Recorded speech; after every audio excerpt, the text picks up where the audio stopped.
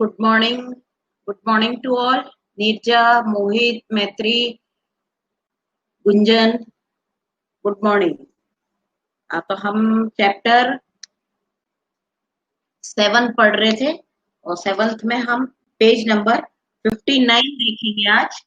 Take care of teeth. मैंने tooth और उसके पार्ट्स के बारे में आप लोगों को बताया था। कोई बात नहीं कृतिका, सही टाइम पे आई हो आप। Good morning. टूथ और इसके पार्ट्स बताए थे कि टूथ के 2 पार्ट्स होते हैं। एक तो ऊपर जो विजिबल होता है, जो दिखाई देता है, वो क्राउन, और जो नीचे रूट गम्स के अंदर होता है वो होता है रूट। और जो हमको दिखाई देता है ये व्हाइट वाला portion, that is called enamel.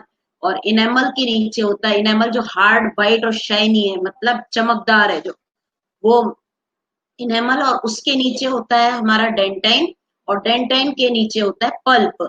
और पल्प में जो है ब्लड वेसल्स, नर्व्स वगैरह होती है, जहां से वो सॉफ्ट पोर्शन होता है, जहाँ ब्लड भी होता है। तो आपके कभी कभी जब टीथ में से खून आता है तो वो आपके जो है पल्प वाले पोर्शन में से ही आता है।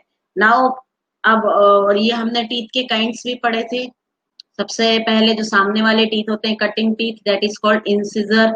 और साइड वाले जो टीथ होते हैं tearing teeth, that is called canines. और फिर यहाँ जो होते हैं चबाने वाले टीथ, जो डबल होते हैं थोड़े से, वो होते हैं प्रीमोलर्स। और लास्ट वाले यहाँ पर जो आते हैं वो मोलर्स आते हैं, जो अभी आपके नहीं है, आपके मम्मी पापा के होंगे। नाउ अब हम पढ़ेंगे all of you take out page number 59 और take care of your teeth. और इसके मैंने गिव वन वर्ड आंसर करवा दिए थे ना आपको। गिव वन वर्ड आंसर हो गए ना आपके सबके। हाँ नीरजा बताओ जरा, ये इसमें गिव वन वर्ड आंसर जो 58 और 59 में 4 गिव वन वर्ड आंसर है, वो हो गई क्या? हाँ yes. Now take care of your teeth. Now next topic कि हमें अपने टीथ की कैसे केयर करनी चाहिए, कैसे देखभाल करनी चाहिए। Taking care of the teeth is very important. Teeth की देखभाल करना बहुत ज्यादा जरूरी है, otherwise we may have to face various dental problem. नहीं तो हमें बहुत सी डेंटल प्रॉब्लम्स, दांतों में की प्रॉब्लम्स जो है हो जाएगी। Some particles of food remain stuck in the space between the teeth in our mouth when we eat something. जब भी हम कुछ खाते हैं तो हमारे जो टीथ है उस पे जो फूड के पार्टिकल्स हैं वो स्टक हो जाते हैं, चिपक जाते हैं। These need to be cleaned regularly, otherwise germs start growing on them and form a sticky yellow coating called plaque.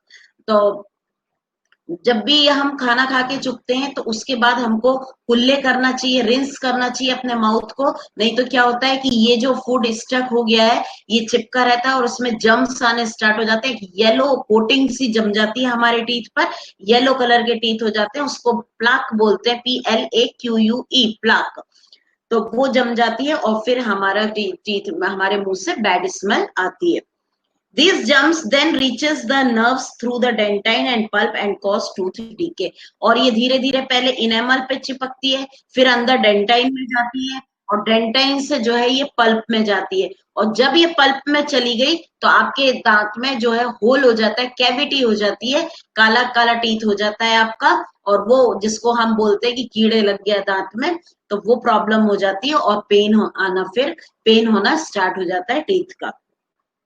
These lead to several other problems like toothache, bad breath etcetera. और इसके कारण ही जो plaque जमा हो जाता है food की yellow coating, उससे ही हमको टूथ में दर्द होता है और बैड ब्रीथ मतलब गंदी बदबू आती है मुंह से। तो इसलिए हमको अपने टीथ की प्रॉपर देखभाल करनी चाहिए। तो following are some ways to protect your teeth from decaying. तो कुछ वेज है, कुछ तरीके हैं जिससे कि हम अपने टूथ को डीके होने से, डीके मतलब सड़ने से बचा सकते हैं। Good morning Aman Yadav. First है brush your teeth after every meal. हर बार खाने के बाद हमें ब्रश करना चाहिए।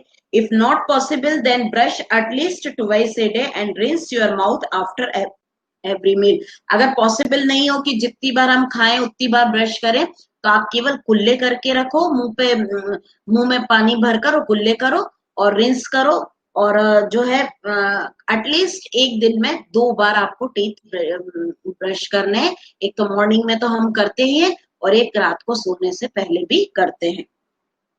Make sure you brush your teeth properly and in right manner. और ब्रश भी जो है बिल्कुल राइट तरीके से करना चाहिए। बहुत तेज तेज ब्रशिंग नहीं करनी चाहिए, नहीं तो क्या होगा कि गम्स में से ब्लड आने लग जाएगा, खून आने लग जाएगा, क्योंकि जो आपके ब्रिजल्स हैं वो अंदर पल्प तक हर्ट होंगे और वहां से फिर खून आने लगता है। तो राइट मैनर में हमें करना है, जैसे अंदर की तरफ भी टीथ के, ये नहीं कि केवल सामने सामने के टीथ पे कर लिए, सामने भी करना है, साइड में भी करना है, इस साइड भी करना है, ऊपर वाले इधर भी ऊपर वाले में भी करना है, अंदर की तरफ भी करना है। सब तरफ हमको राइट मैनर से करना है। कृतिका पूछ रही रिंस, रिंस माने बेटा कुल्ले करना, RINSC, रिंस का मतलब जो हम कुल्ले करते हैं उसको बोलते हैं रिंस।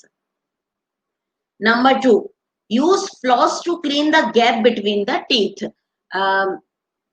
एक फ्लॉस आता है, एक थ्रेड जैसा होता है वो, जो कि जल्दी से टूटता नहीं है। थ्रेड तो टूट जाता है, वो टूटता नहीं है। एक पतला सा बिल्कुल तार जैसा आता है, उसको बोलते हैं floss. To clean the gap between the teeth, two teeth के बीच में जो गैप है, क्योंकि यही फूड जाके मतलब स्टक हो जाता है, चिपक जाता है, जो कि फिर नहीं निकलता। फिर हम कभी कभी और टंग से भी इस तरह से कभी निकालते रहते हैं जो टीथ में फंस गया है। हमें ही अजीब सा लगता है जब हमारे टीथ के बीच में कोई भी चीज अटक जाती है। तो इसको हमें फ्लॉस से साफ करना चाहिए। तो टू टीथ के बीच में धागा फंसा के, और जो चीज फंस गई है आपके दोनों दांतों के बीच में, उसको हमें निकालना चाहिए। Do not use any other pointed object, और कोई पॉइंटेड ऑब्जेक्ट, सुई या पिन, ये यूज नहीं करना चाहिए। नहीं तो आपके पिन अगर ये गम्स में लग जाता है तो फिर आपके ब्लड आना स्टार्ट हो जाता है। तो हमें ये कोई पॉइंटेड ऑब्जेक्ट नहीं टीथ के बीच में डालना चाहिए, बल्कि फ्लॉस यूज करना चाहिए। टीथ के बीच में जो गैप है उसके बीच में से कुछ अटक गया है फूड पार्टिकल्स, तो उसको निकालने में। नंबर 3 है clean your tongue daily with A tongue cleaner. और जो टंग में भी वाइट वाइट हमारी हो जाती है, जो कुछ हमने खाया है, तो वो आप कभी जब टीथ साफ नहीं टंग साफ नहीं करोगे डेली, तो आप देखना कि 2-3 दिन में टंग में भी जो है बहुत सारी गंदगी जमा हो जाती है। तो हमें टंग क्लीनर से अपनी टंग भी साफ करनी चाहिए, नहीं तो बैड ब्रीथ आएगी, आपके मुंह से बदबू आएगी।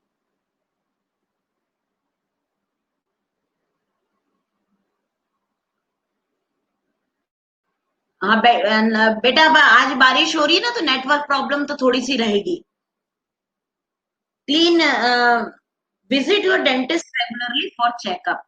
दांतों के लिए दांतों के डॉक्टर के पास जाते हैं, और दांतों के डॉक्टर को क्या बोलते हैं हम? डेंटिस्ट। तो हमें जो है रेगुलरली विजिट करना चाहिए और अपने टीथ को दिखाना चाहिए। कोई भी आपके अगर कभी दर्द हो जाए टीथ में, या तो आपको डेंटिस्ट के पास जाके अपना टीथ का जो है चेकअप करवाना चाहिए। Number 5, do not eat too many sweets and chocolates and avoid drinking too much sweet drinks.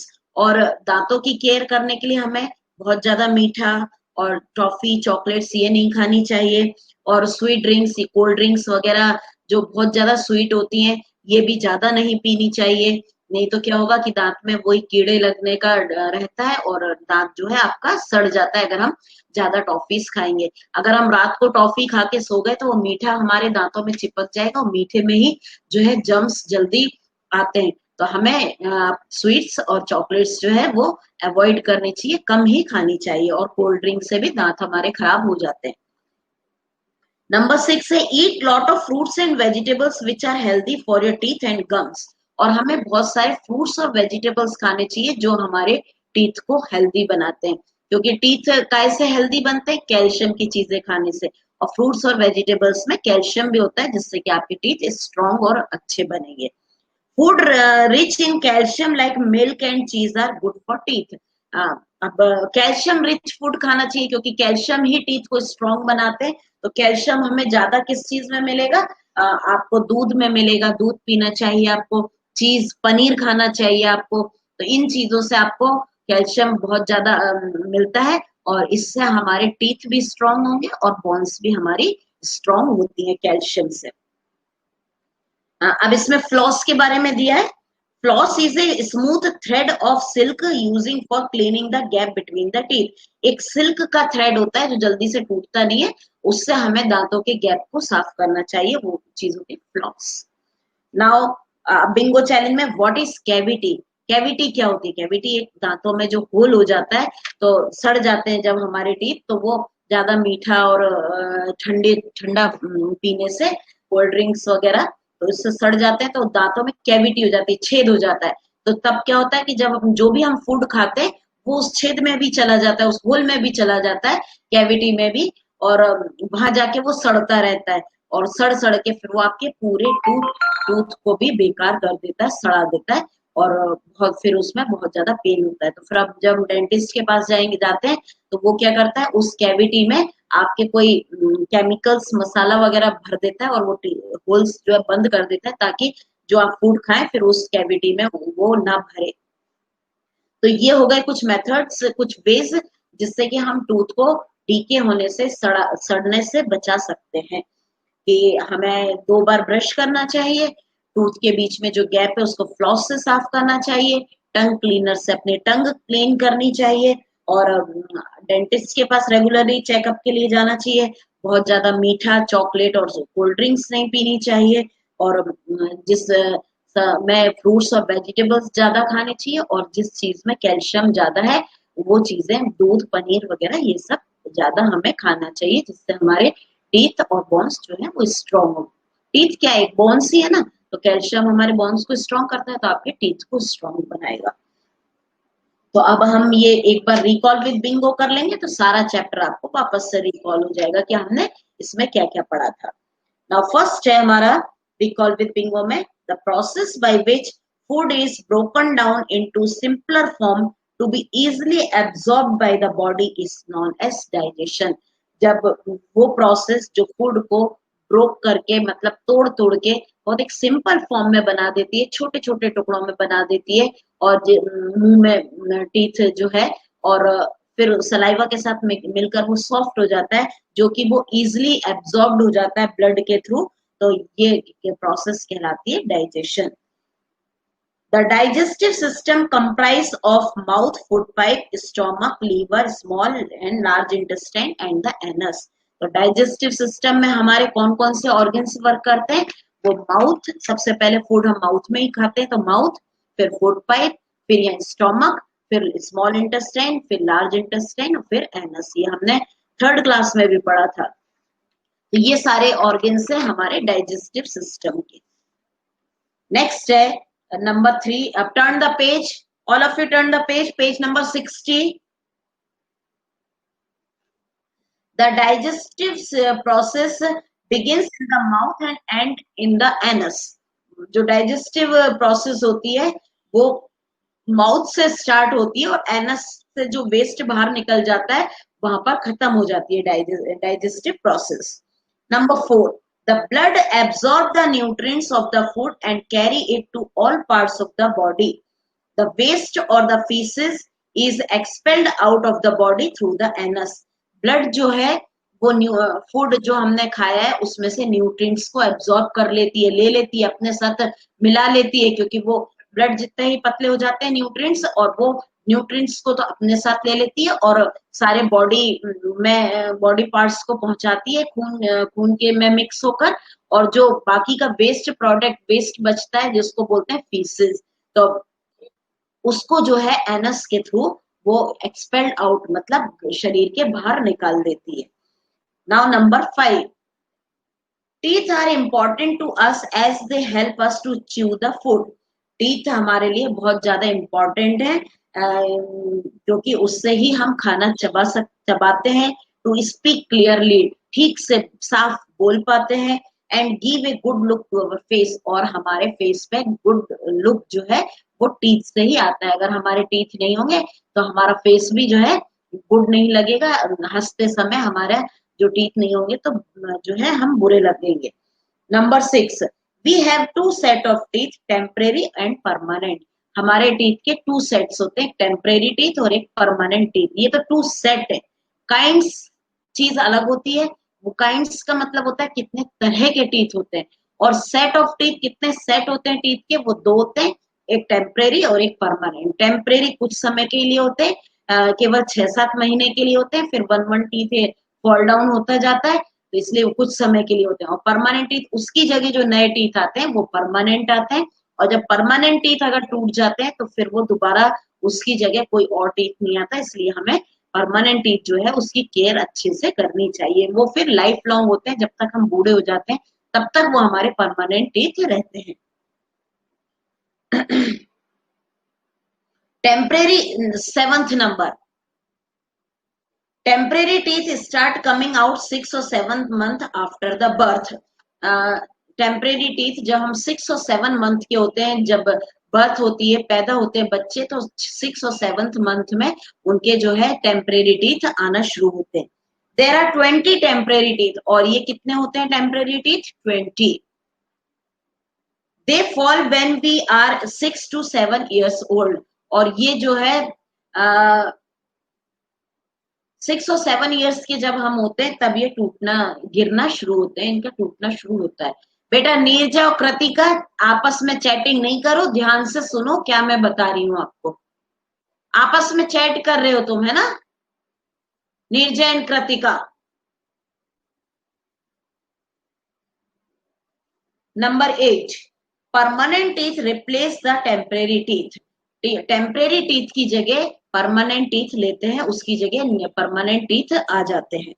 There are 32 permanent teeth in our mouth, और जब हम बड़े हो जाते हैं हमारे माउथ में 32 जो है परमानेंट टीथ आते हैं। ये मोलर्स यहाँ पर बढ़ते जाते हैं और ये टीथ आते हैं। अभी जब आपके भी परमानेंट टीथ, जब तक आप बड़े नहीं होंगे तो परमानेंट टीथ इतने 32 नहीं होंगे, 26 या 28 तक होंगे। फिर जब आप बहुत बड़े हो जाओगे तब आपके 32 टीथ आएंगे।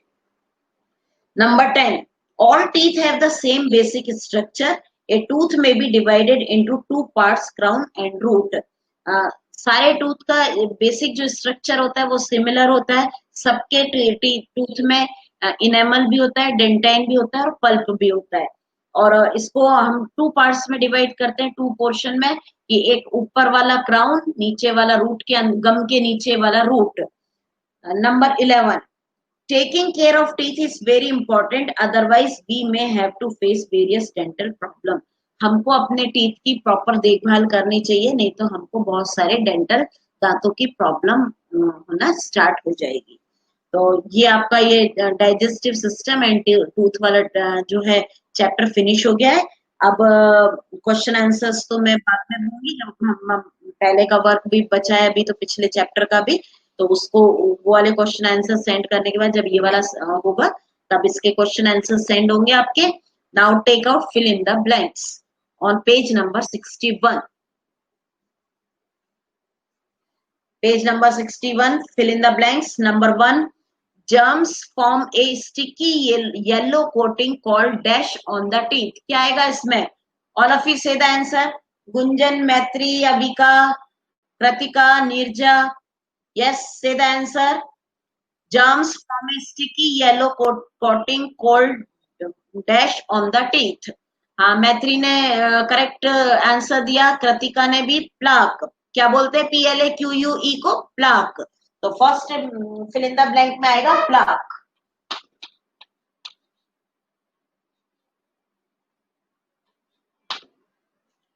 Plaque. Now number 2, the liver pours its digestive juices into the dash intestine. Liver अपना जूस, हाँ बेटा रितिमा आपका भी सही है आंसर। लीवर अपना डाइजेस्टिव जूस कहाँ डालती है, कौन से इंटेस्टाइन में डालती है? स्मॉल में या लार्ज में? तो कृतिका ने और मैत्री ने आंसर दिया है स्मॉल। यस, स्मॉल इंटेस्टाइन, क्योंकि स्मॉल इंटेस्टाइन में ही डाइजेशन प्रोसेस पूरी कंप्लीट होती है। तो स्मॉल इंटेस्टाइन, स्मॉल लिख लो, इंटेस्टाइन तो ऑलरेडी लिखा हुआ है आपके, स्मॉल। हाँ, Avika and Aman is also right, Gunjan is also right, Ritima is also right. Now number 3, we should use dash to clean the gap between the teeth. दांतों के बीच में गैप को साफ करने के लिए क्या चीज यूज में लेते हैं? कृतिका ने आंसर दिया floss. Yes, right answer, FLOSS, floss. Floss is the right answer,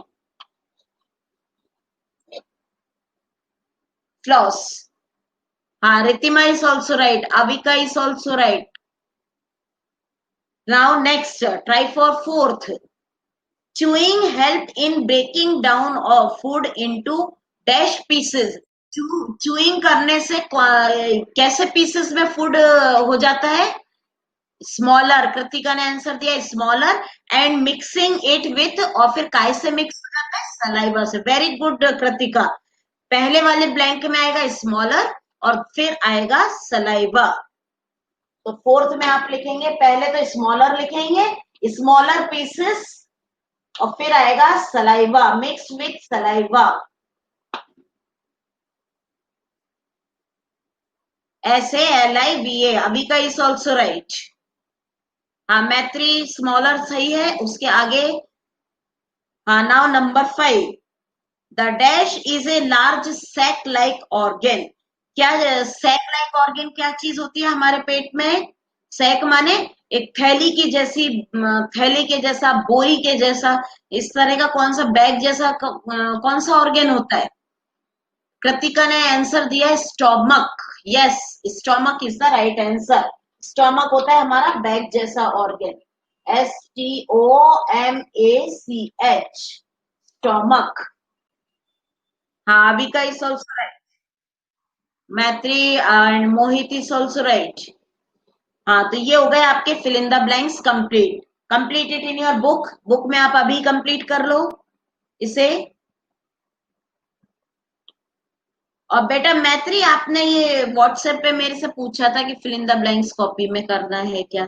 बेटा मैंने आपको बताया ना, जब मैं ये लिखती हूँ कि copy and book, do this exercise in copy and book, तो इसका मतलब होता है कि जो कॉपी में करने का वर्क है, आपको मालूम है कॉपी में क्या करना है? फिल इन द ब्लैंक्स करना है, मैच द फॉलोइंग करना है और गिव वन वर्ड करना है. तो ये तो कॉपी में करो, और ट्रू फॉल्स और जो है टिक द करेक्ट आंसर, ये आप बुक में करो. जो बच्चे प्रेजेंट है अभी ऑनलाइन है, वो तो मेरे साथ साथ ही कर रहे हैं, लेकिन ये उन बच्चों के लिए भी है जो ऑनलाइन नहीं है लेकिन व्हाट्सएप से क्लास ले रहे हैं, वो जो है इन इस वर्क को बुक में कर लें. तो ये मेरा मतलब ये रहता है, बार बार क्या मैं बताऊं कि fill in the blanks copy में करना है, ट्रू फॉल्स बुक में करना है. तो ये कॉपी एंड बुक का मतलब यही होता है, जो वर्क बुक में करना है वो बुक में, जो वर्क कॉपी में करना है वो कॉपी में करो. हाँ, तो अब ये फिल इन द ब्लैंक्स तो आपको कॉपी का वर्क है. अब नेक्स्ट है अब हमारा true and false. Fill in the blanks वगैरह तो ये है कि कॉपी में भी होता है और बुक में भी होता है. State whether the following statement are true और फॉल्स. अब ये ट्रू फॉल्स ये केवल बुक में रहने देना है, कॉपी में नहीं करना है. Number 1, there are 4 types of permanent teeth. Permanent teeth 4 types के होते हैं. ट्रू या फॉल्स? जल्दी बताओ. नंबर डाल के बताना कि ट्रू है या फॉल्स है.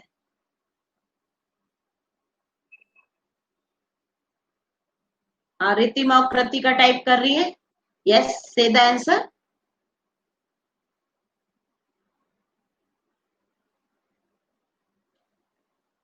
जल्दी ट्रू फॉल्स का आंसर बताओ.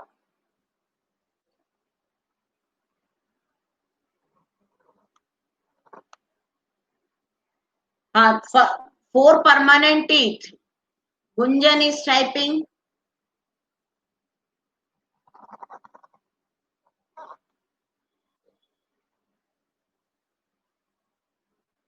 बेटा मैं ट्रू फॉल्स करवा रही हूँ नीरजा.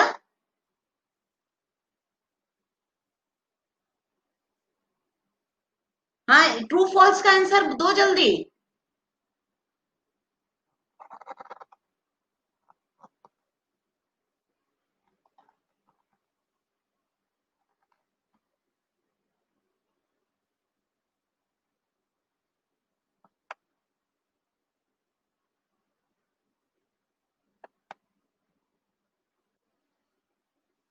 हाँ, yes, first one is true.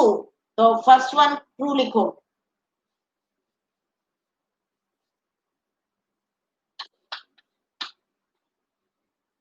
True. Now try for second.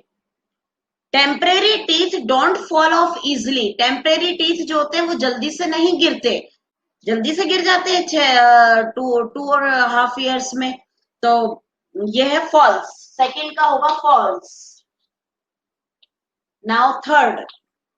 Enamel is the hardest substance मैत्री ने जवाब दिया है ट्रू। तो यस, इनेमल सबसे हार्डेस्ट सब्सटेंस है, बल्कि सारी बॉडी में जितनी बोन्स है सबसे हार्डेस्ट सब्सटेंस इनेमल है।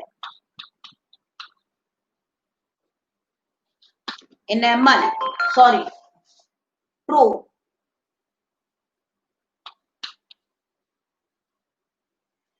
Now number 4, the small intestine is the smallest portion of digestive system. हाँ ईशान बेटा, प्रॉब्लम है तो मैं व्हाट्सएप पे ट्रू फॉल्स भी सेंड करूंगी, तब आप बुक में कर लेना। आवाज तो आ रही है ना मेरी? आवाज अगर आ रही है तो आवाज से आप कर लो। फोर्थ का फॉल्स है, मैं एक बार और रिपीट कर दूंगी। तो फोर्थ का आपका आएगा फॉल्स। हाँ ईशान, अगर मेरी आवाज आ रही है आपको ठीक से, नेटवर्क प्रॉब्लम है आपके, तो आवाज अगर क्लियर है तो एक बार और मैं रिपीट कर रही हूँ। ट्रू फॉल्स में फर्स्ट वाला होगा ट्रू, सेकंड होगा फॉल्स, थर्ड होगा ट्रू और फोर्थ होगा फॉल्स। तो ये आपके ट्रू फॉल्स कंप्लीट हो गए। Now take out, tick the correct answer. Number D, tick the correct answer. Now number 1। तो ईशान, अगर साउंड भी नहीं आ रही है बेटा तो फिर मैं व्हाट्सएप पे जब इसका इस वाले चैप्टर का टर्न आएगा तो ये मैं ट्रू फॉल्स भी आपको सेंड करूंगी, तब आप बुक में कर लेना उसको। ओके। हाँ, now take the correct answer. First वाला देखो, the undigested food pass into the dash. जो अनडाइजेस्टेड फूड है वो कहां पर पास होता है? Large intestine, small intestine, stomach, anus? हाँ, फर्स्ट का कौन सा? मैत्री ने डी बताया। नो बेटा, अनडाइजेस्टेड फूड कहां से कहां पास होता है? नीरजा ने सही आंसर, नीरजा ने एनस दिया है 1। No, large intestine. कृतिका ने सही जवाब दिया है लार्ज इंटेस्टाइन में। स्मॉल इंटेस्टाइन से अनडाइजेस्टेड फूड लार्ज इंटेस्टाइन में पुश होता है। तो फर्स्ट का ए वाला आंसर सही है। तो फर्स्ट का ए वाले पे टिक करना है सबको। Gunjan is right, Abhika is also right और कृतिका इज ऑल्सो राइट। हाँ ना, अब सेकंड वाला देखो, the visible part of A tooth. जो टूथ का पोर्शन विजिबल है, विजिबल माने जो दिखाई देता है, डेंटाइन, पल्प, क्राउन या रूट। तो इसमें जवाब दिया है सबने। मैत्री ने भी सी सही जवाब दिया है, कृतिका ने भी क्राउन दिया है जवाब। Yes, right answer, crown is the right answer. तो सेकंड का कौन से पे आपको टिक करना है? सी पे टिक करना है आपको, सी वाले पे। रितिमा इज ऑल्सो राइट। हाँ, now number 3, the flat and broad teeth used to crush, crack and chew the food are incisors, premolars, canines या molars? हाँ, कृतिका ने सही जवाब दिया है प्रीमोलर्स।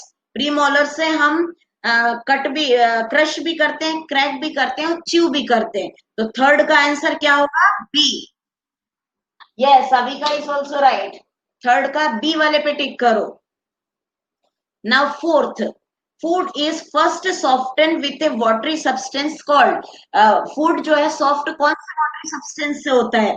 पल्प, एंजाइम, प्लाक या सलाइवा? Gunjan is wrong. कैसे होता है? डी, गुंजन। यस, सलाइवा से सॉफ्ट होता है फूड, तो saliva is the right answer.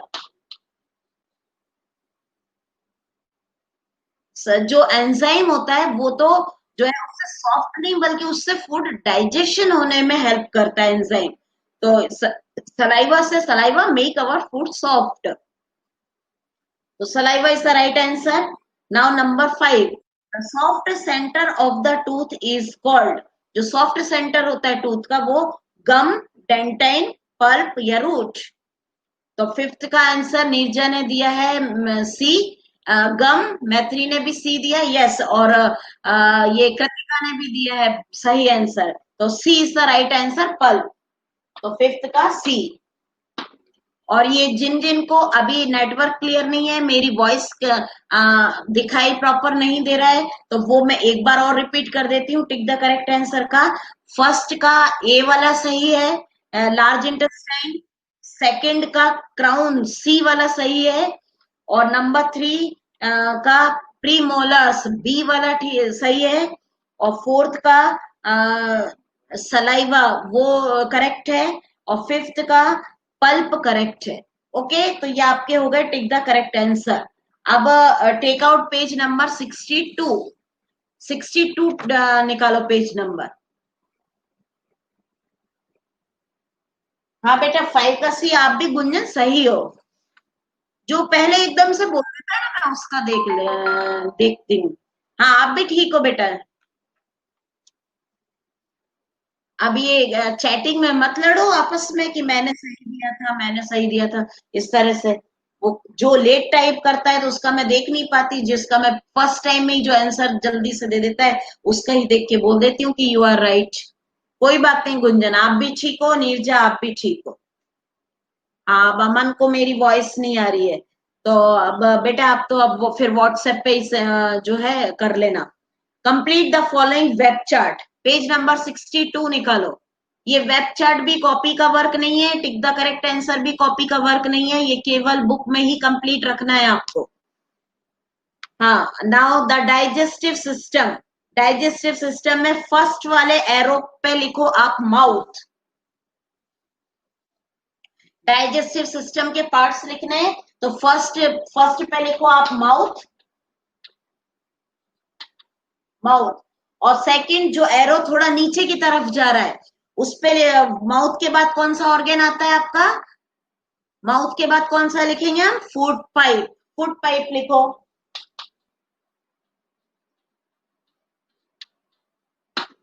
Food pipe. और फिर थर्ड वाला वापस से ऊपर वाला आया है, तो एक ऐसा दिया है, फर्स्ट ऊपर, सेकंड नीचे, थर्ड ऊपर, फोर्थ नीचे, इस तरह से करना है आपको। तो फिर सेकंड थर्ड वाले में लिखना है आपको स्टोमक। स्टोमक।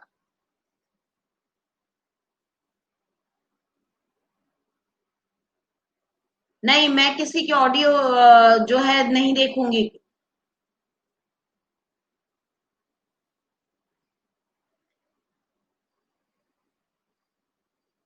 हाँ, अब ये थर्ड का स्टोमक, फिर फोर्थ वाला नीचे आया है, तो फोर्थ पे लिखो लीवर।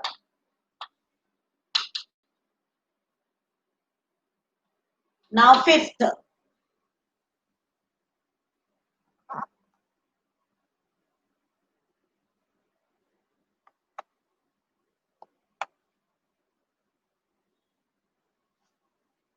फिफ्थ वाले पे ऊपर आया है फिफ्थ वाला, तो उसको लिखो स्मॉल इंटेस्टाइन।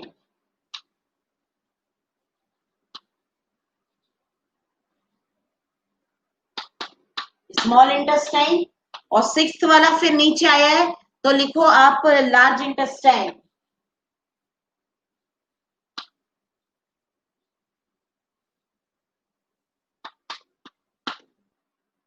Large intestine. और लास्ट में ऊपर वाला आया है, उस पे लिखो एनस।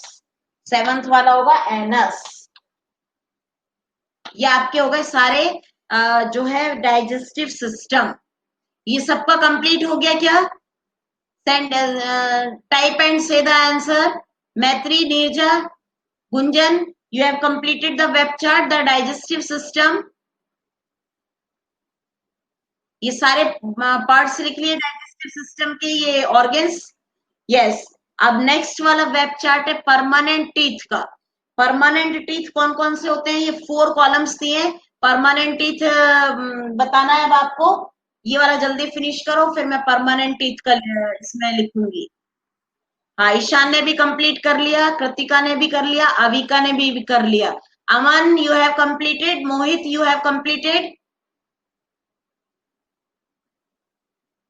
हाँ, मैं रब कर रही हूँ बोर्ड को, और अब हम परमानेंट टीथ वाला टॉपिक करेंगे।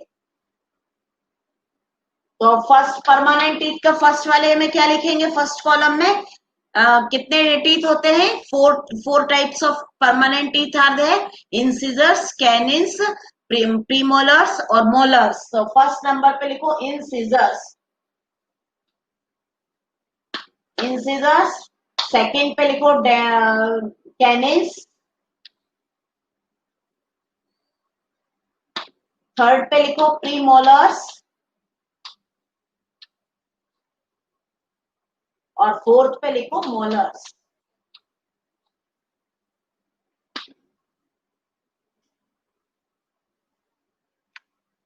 और इसमें ये जो गिवन ग्रिड दिया है ये आपके लिए एक गेम है, इसको आप अपने घर पे ही फाइंड आउट करना है। इसमें से वर्ड्स कितने वर्ड्स फाइंड करने, 9 वर्ड्स फाइंड करने, तो वो आप करके रखना। तो इसमें आपका टाइम पास भी होगा, एक गेम भी, खेल भी हो जाएगा आपके लिए।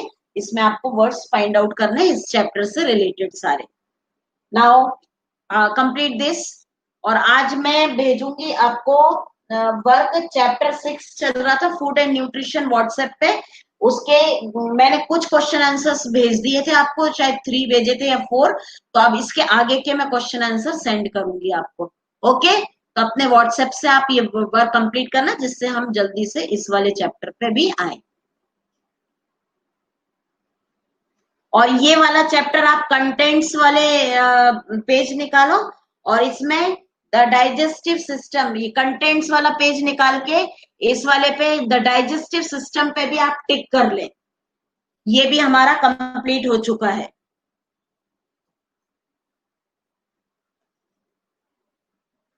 तो अब हमारे टोटल जो है 7 चैप्टर्स कंप्लीट हो चुके हैं अब तक। फर्स्ट मैं एक बार और रिवाइज कर देती हूँ कौन कौन से चैप्टर हमारे कंप्लीट हो गए। फर्स्ट, सेकंड और थर्ड, 1, 2 और 3 ये चैप्टर्स कंप्लीट हो गए। फोर्थ वाला मैंने अभी छुड़वा दिया है, अब नेक्स्ट में फोर्थ ही कराऊंगी। और 5, 6, 7 कंप्लीट हो गया है, और 8 भी कंप्लीट हो गया है। 1, 2, 3, 5, 6, 7, 8 ये 6 चैप्टर्स आपके कंप्लीट हो चुके हैं। और फोर्थ वाला अब हम स्टार्ट करेंगे बाद में। तो ये अभी हमारा 6th चैप्टर का वर्क सेंड हो रहा है व्हाट्सएप पे, और इसके बाद नंबर आएगा आपका 7th चैप्टर का। तो okay, now close your science book and now open your GK book.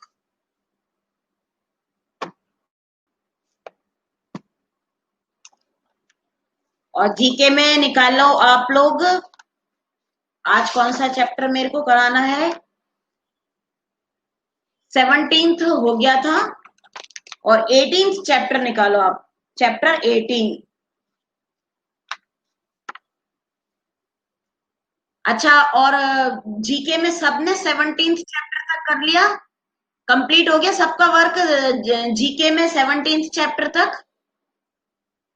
और आज हम स्टार्ट कर रहे हैं अब chapter 18, utility places. Utility places मतलब जो प्लेस यूटिलाइज होती है, यूज में आती है, तो उस जगह को क्या बोलते हैं, किस चीज के लिए कौन सी जगह जगह जो है वो यूज आती है, काम आती है, उसको बोलते हैं हम यूटिलिटी। तो अभी कुछ यूटिलिटी प्लेसेस है। There are words for different places, page number 28 निकालना है।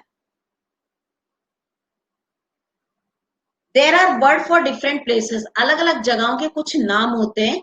Read the description and name the places, आप ये डिस्क्रिप्शन पढ़ो और इसके फिर प्लेस का नाम आप बताएंगे।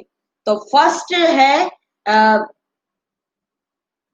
अब इस वाले चैप्टर में जो मैं क्वेश्चन बना के दूंगी वो ये दूंगी, name the utility places for each. तो ये आप अभी अपने बुक में लिख लो जो मैं क्वेश्चन दे रही हूँ कि क्या आपको क्वेश्चन बनाना है इसका। All of you right in your book.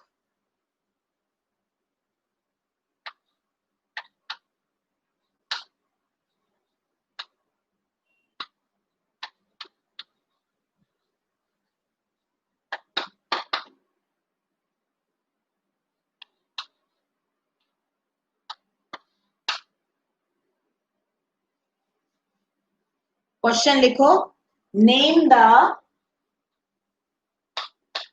उसी में बुक में ही लिख लेना, जो थोड़ी सी ये ब्लू लाइन के बाद जो प्लेस बची है उधर ही ये क्वेश्चन लिख लो, जिससे आप कॉपी में लिख पाओ।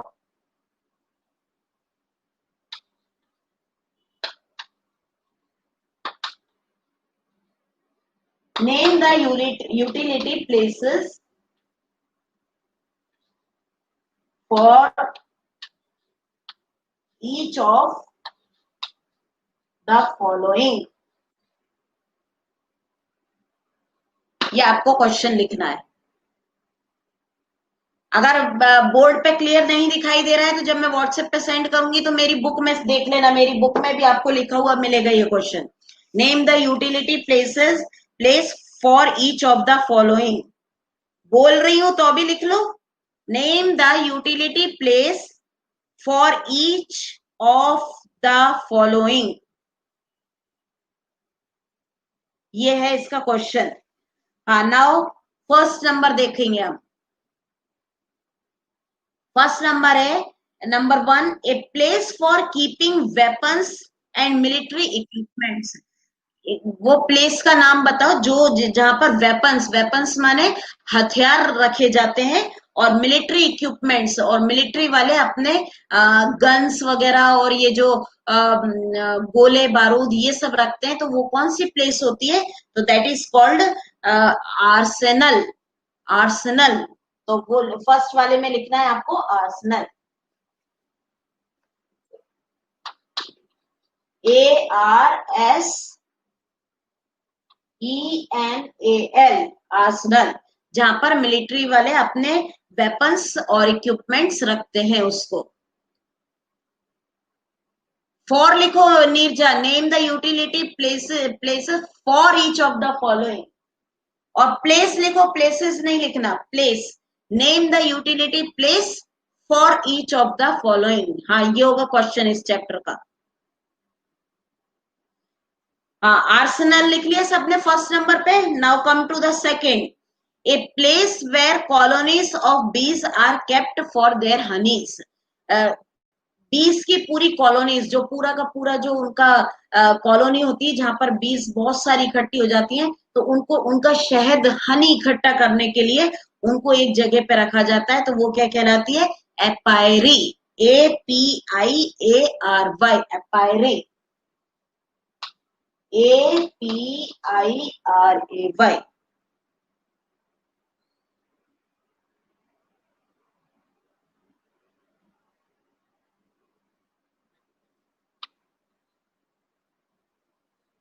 एपायरी।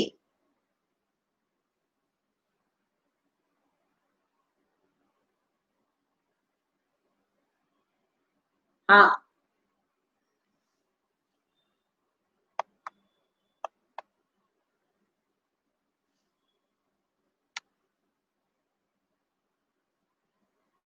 नाउ नेक्स्ट है number 3, A store house for threshed grain.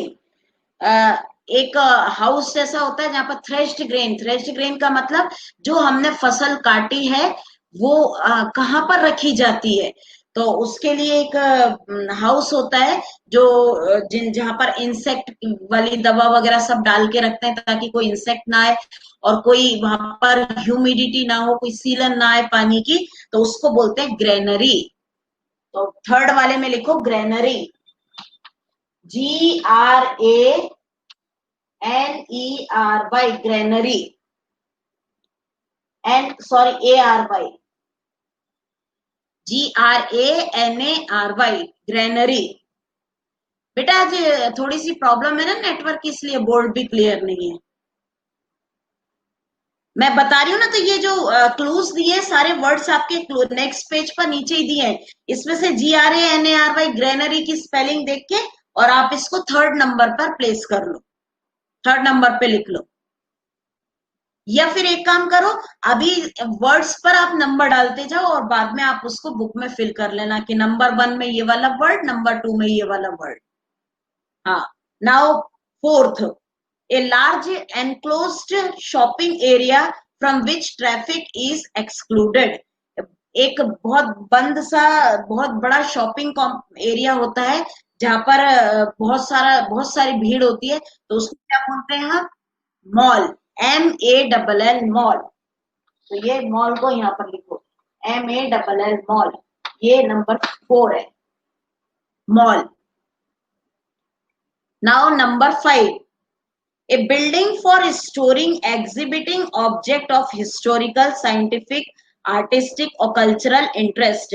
एक ऐसी बिल्डिंग जहां पर बहुत पुराने जमाने की कोई आर्टिस्टिक चीज रखी हो, कोई पेंटिंग रखी हो, पुराने कोई राजा महाराजाओं की कोई चीजें रखी हो, तो उसको हम क्या बोलते हैं?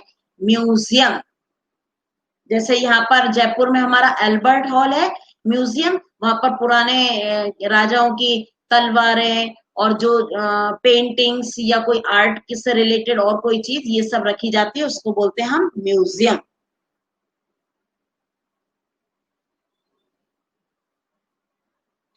तो मैं यहाँ पर 5th नंबर डाल रही हूँ, म्यूजियम, MUSEUM।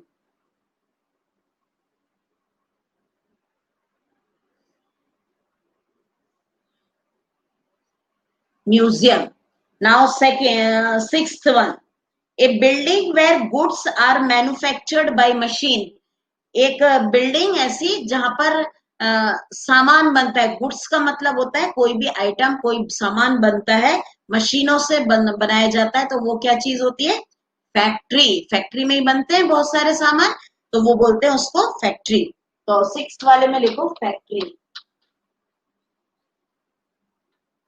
क्या बात है गुंजन मैत्री, आप लोग कोई जवाब नहीं दे रहे हो? फैक्ट्री, अविका ने सही आंसर दिया है, factory. Now number 7, a reinforced underground shelter typically for use in wartime। एक मिलिट्री फोर्स जहां पर रुकती है लड़ाई के समय, एक अंडरग्राउंड वाली जगह पे जहां पर किसी को पता ना चले, रहने के लिए, तो उसको क्या बोलते हैं? जब मिलिट्री फोर्स रुकती है अंडरग्राउंड जगह पे, उसको बोलते हैं बंकर, BUNKER, बंकर। लास्ट पे है बंकर क्लूज में, BUNKER, bunker। Now, 8th, a tower with flashing light to warn or guide ship at the sea। समुद्र पर एक बहुत बड़ा टावर होता है जहां पर लाइट चमकती है और शिप को गार्ड करने या वार्न करने, अगर मान लो कोई तूफान है तो उसके लिए, उसको वार्न करने के लिए या उसको गाइड करने के लिए होती है, उसको क्या बोलते हैं हम? Light house. Yes, right. Now Avika, Kritika, मैत्री ने जवाब दिया है राइट, लाइट हाउस। तो 8th पे लिखो आप light house.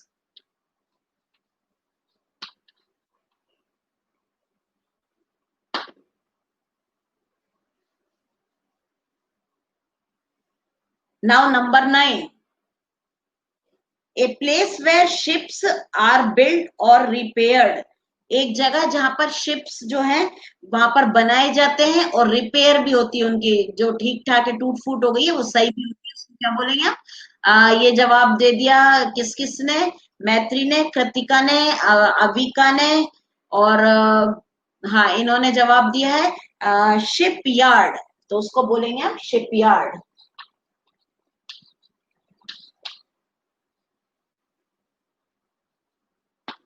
Shipyard. Now number 10, A building for keeping birds.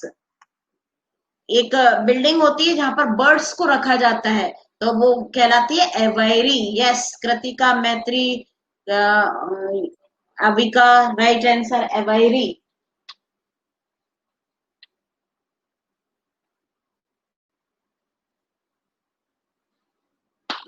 Aviary.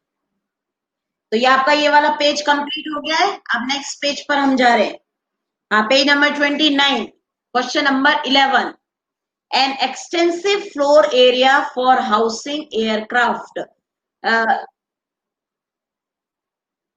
Aircraft कहां पर रखे जाते हैं? एरोप्लेन वगैरह कहां पर खड़े किए जाते हैं? तो उनको बोलते हैं हैंगर।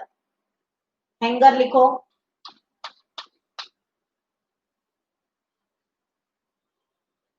हैंगर। हाँ, ये भी अब मैत्री, कृतिका, अविका, इन सब ने जवाब दिया है सही। Now number 12, a glass building in which, ये बेटा आंसर देखने में ही मत लगे रहो, क्योंकि आपको, मेरे को मालूम है सबके पास आंसर शीट है इसकी, तो आप जो है इसका मीनिंग भी समझने के लिए तैयार हो, सुनते भी रहो कि क्या मैं समझा रही हूँ इसका क्वेश्चन का मतलब भी। A glass building in which plants that need protection from cold weather are grown.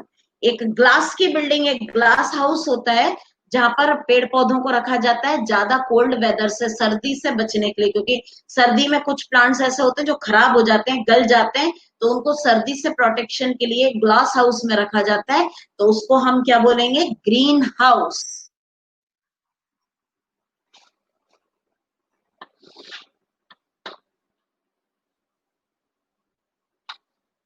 greenhouse. Now 13th,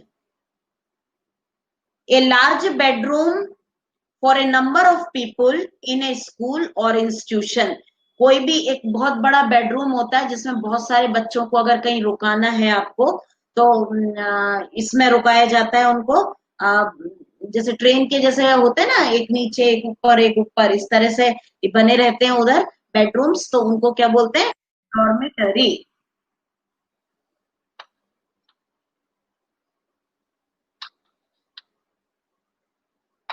Dormitory. Now page 14th, question number 14th. An industrial facility which manufacture coins that can be used in currency. एक industry होती है, factory होती है जहां पर जो है coins manufacture होते हैं, बनाए जाते हैं, जो कि करेंसी में काम आती है, जो हमारी जो करेंसी इंडिया की वो काम आती है, that is called mint. 14th का आंसर होगा mint. Now 15th, a factory where metal is melted and poured into a specially shaped container to produce object. एक फैक्ट्री होती है जहां पर मेटल को पिघलाकर और उस शेप के बर्तन में डाला जाता है, उस शेप में डाला जाता है जिससे कि वो वापस से ठंडा होकर वो पिघला हुआ को वापस ठंडा करता है, तो वो उस शेप में आ जाता है, तो उसको क्या बोलते हैं हम? Foundry. FOUNDRY।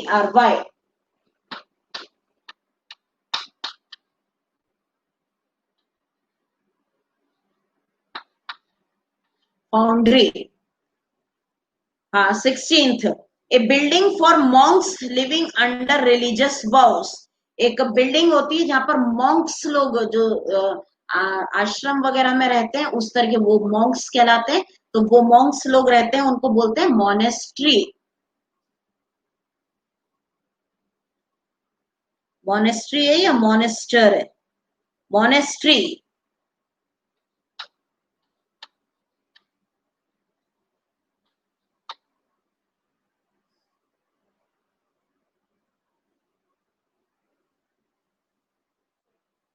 MONASTERY। Monastery. Kritika Monster नहीं है, मोनेस्ट्री है। हाँ now next 17th, a small room or cupboard in which food, crockery and cutleries are kept. एक छोटा सा कमरा होता है जहां पर फूड के आइटम्स जो है, डिनर सेट वगैरह, कटलरीज, स्पून्स, नाइफ वगैरह जो भी है वो सब रखा जाता है, उसको क्या बोलते हैं हम? पेंट्री। ये हमारी ट्रेन में भी होती है, ट्रेन में किचन होती है जहां पर फूड आइटम और कटलरीज, प्लेट्स वगैरह और स्पून्स, कटलरी के आइटम सब रखे जाते हैं, तो वो पेंट्री कार बोलते हैं उसको, तो उस जगह को क्या बोलते हैं हम? Pantry.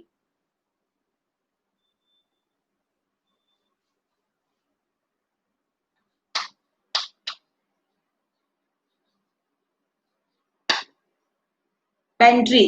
Number 18th, a small building attached to a house or very close to the house। एक छोटा सा हाउस हम अपने घर के बिल्कुल लगा हुआ बनाते हैं कि कोई जो है गेस्ट हमारा या कोई किसी कहीं से आए कोई, तो गेस्ट हाउस के रूप में यूज में आए, तो that is called out house. जहां पर कोई ड्राइवर रुक जाए वहां पर या और कोई, तो उसको बोलते हैं आउट हाउस। तो 18th होता है out house.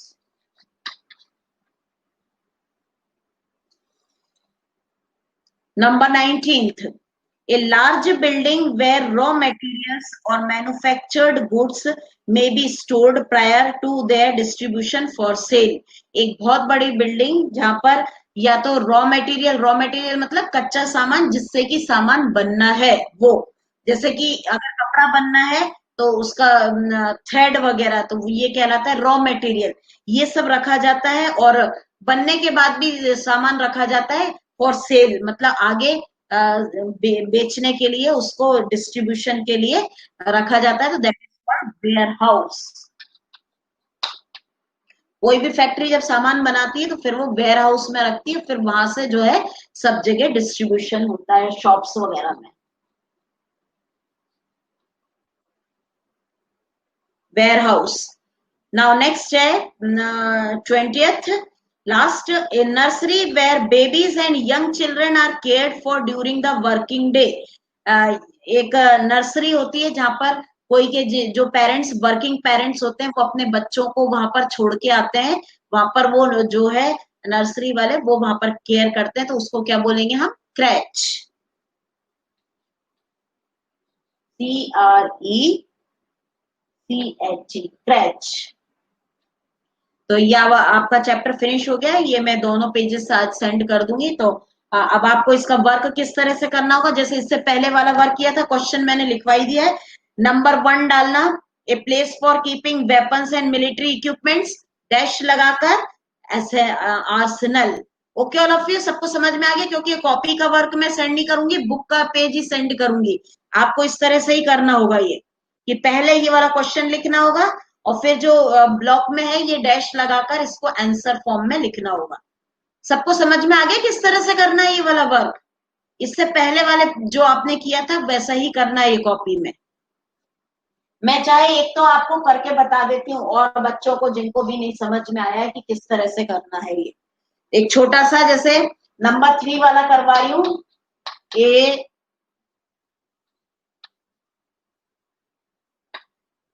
A store house for fresh grain,